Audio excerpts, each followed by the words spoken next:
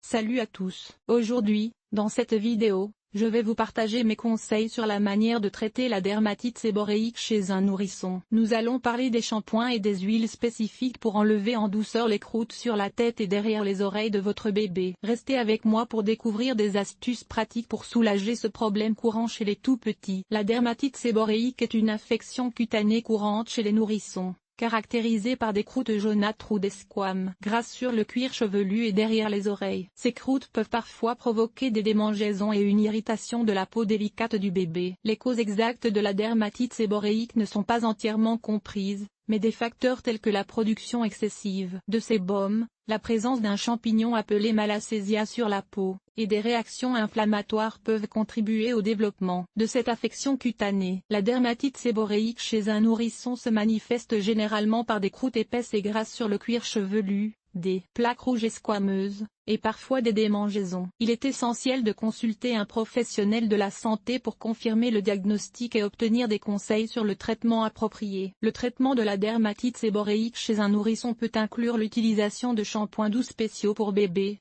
formulés pour aider à éliminer les croûtes et les squames. Les huiles naturelles comme l'huile d'amande douce ou l'huile de coco peuvent également être utilisées pour adoucir les croûtes avant le shampoing. Il est important de suivre les recommandations du professionnel de la santé et d'éviter d'irriter davantage la peau délicate du nourrisson. En prenant soin de la peau de votre bébé avec des produits adaptés et en suivant les conseils d'un professionnel de la santé, vous pouvez aider à traiter efficacement la dermatite séborréique et à soulager l'inconfort de votre nourrisson. Lorsqu'il s'agit de traiter la dermatite séborréique chez un nourrisson, il existe plusieurs remèdes populaires qui peuvent être efficaces. L'un des remèdes les plus courants est l'utilisation d'huiles naturelles telles que l'huile d'amande douce ou l'huile de coco. Ces huiles peuvent aider à adoucir les croûtes sur la tête et derrière les oreilles du bébé, facilitant ainsi leur élimination en douceur. Il est important d'appliquer l'huile sur les zones affectées et de laisser agir pendant un certain temps avant de procéder au shampoing. Il est crucial de ne pas arracher ou gratter les croûtes sur la tête du nourrisson, car cela pourrait aggraver la situation et causer des irritations cutanées. De même,